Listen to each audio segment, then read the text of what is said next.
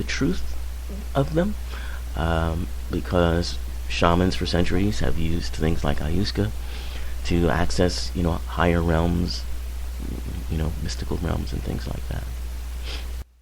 But it's interesting that this kind of leads into what our topic about spring wellness is, because these very things like use of yoga, meditation, breath control, are also the very things that we are relying more and more on to keep us healthy.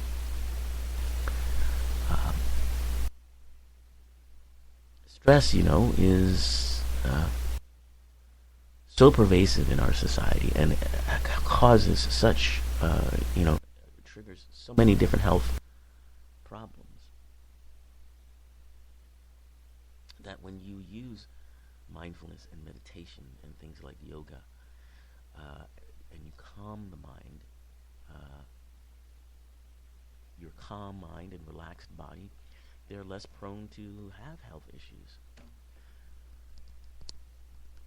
So not only through the use of these tools can you open yourself up to perhaps mystical, broader, higher experiences, you're also being very practical in taking care of your health. So here are some of these ways that you can, manage your stress if you're feeling stressed. With spring and all the new activities that it brings, here are some ways that you can manage that stress. First of all, breathing. Breathing exercise influences the mind and body and moods, and by focusing your attention to your breathing, without doing anything to change it, you move in the direction of relaxation. If you are having your attention on thoughts or fears or perceived problems, that sort of thing, that can really cause stress that can be linked to all kinds of health problems, including, high blood pressure, even type 2 diabetes. So if you can get in the habit of shifting your awareness to your breath when you find those thoughts starting to upset you, it can be a very effective technique. So, and breathing exercises come in all types and sizes, but maybe the best one is the relaxing breath exercise. Basically, all you do is you breathe in for a count of 4, you hold for a count of 7, and then breathe out for a count of 8. So it's called the 4-7-8 breathing technique. And you do that about 3 times. Now just be careful if you start to feel lightheaded or something. Stop and it will pass.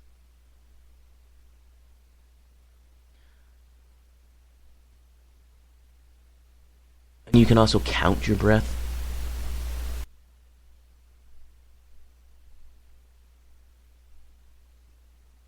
That is another way of focusing your energy or focusing your attention on your breath.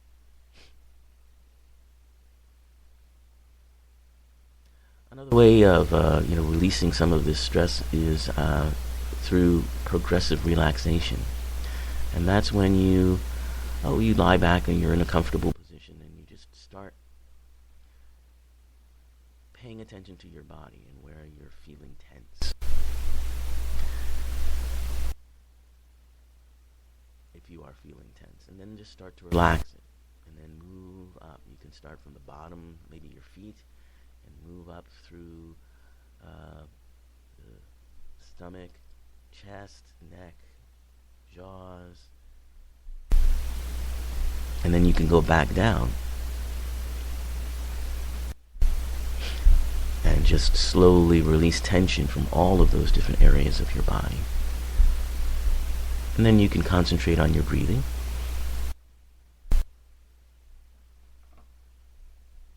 feeling of peace and freedom from tension.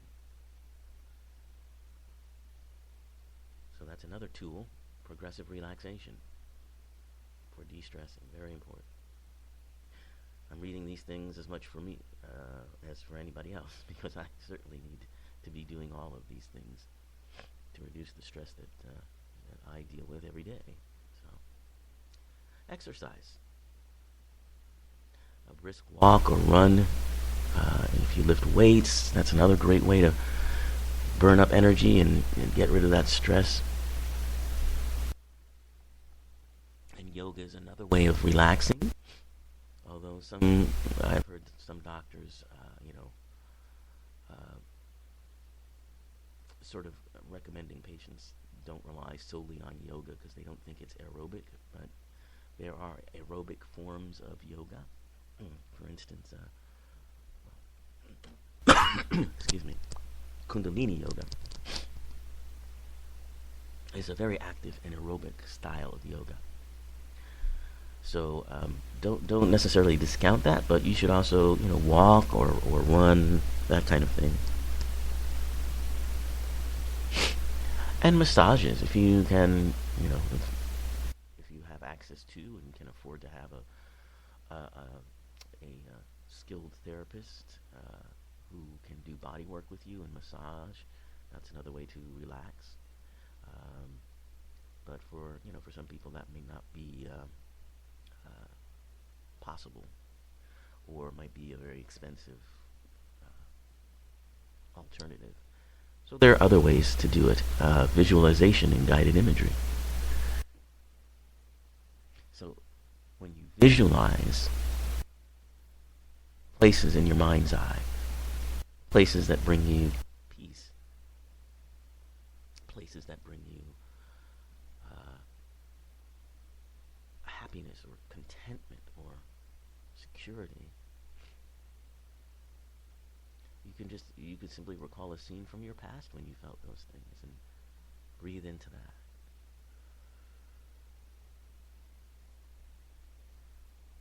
And that will almost instantly relax you. And you can also get guided imagery tapes where you'll hear a script being read.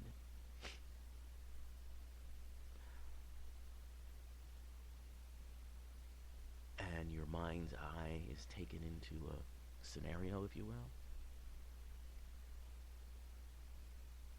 And it can be very helpful for high blood pressure, for depression, all of those things.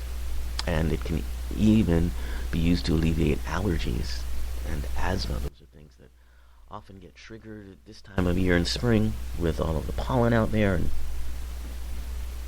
the warmer weather.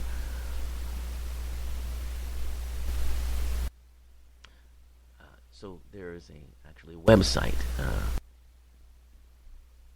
for the Academy for Guided Imagery, and you can learn about the application of guided imagery for stress reduction, for improving behavior. You can use it, if you're trying to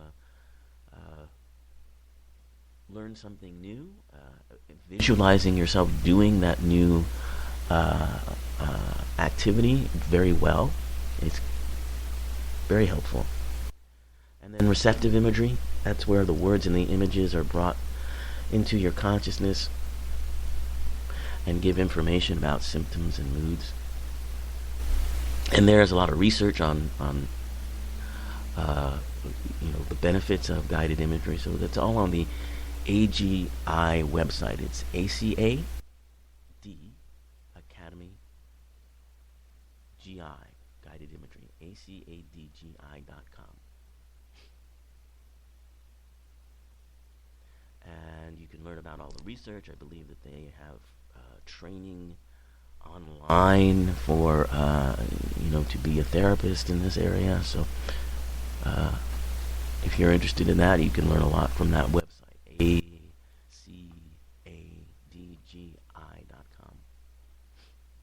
And I will post it on my Facebook page,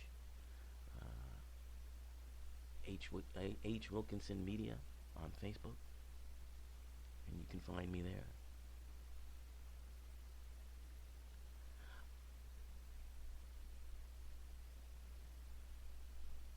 Now, there are people who practice guided imagery. Um,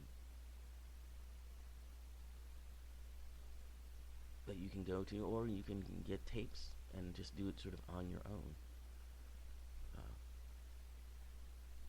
However you know, want to do it or can afford to do it. Uh,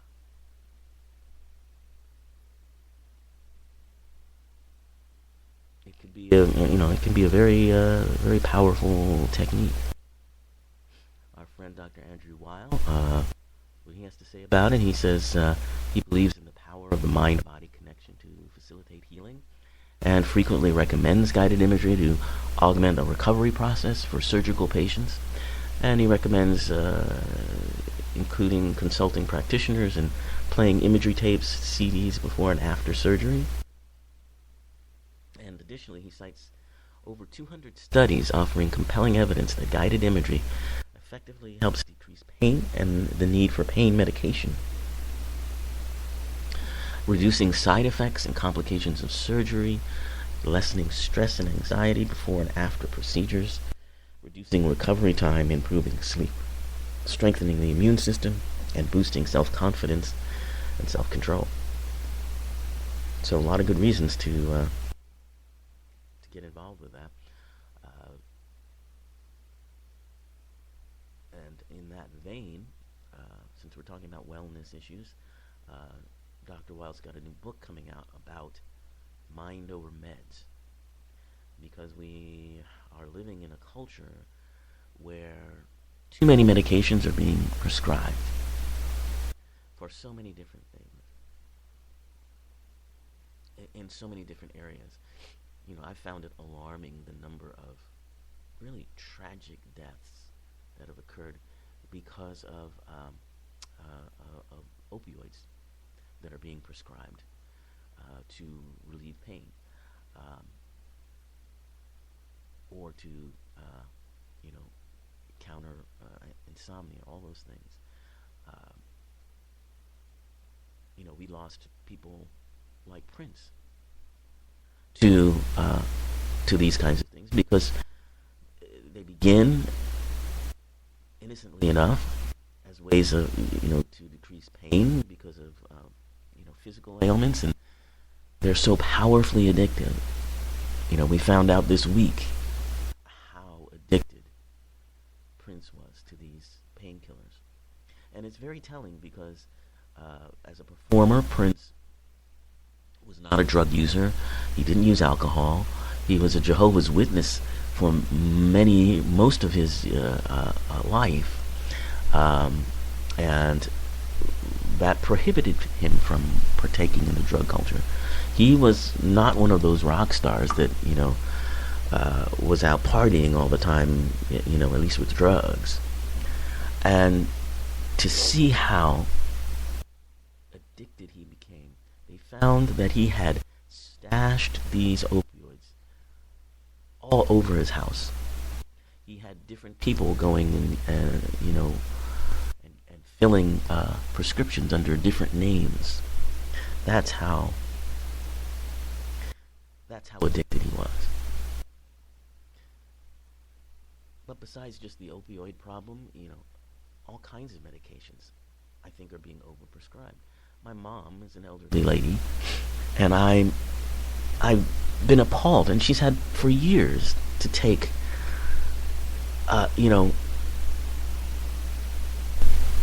dozens of medications.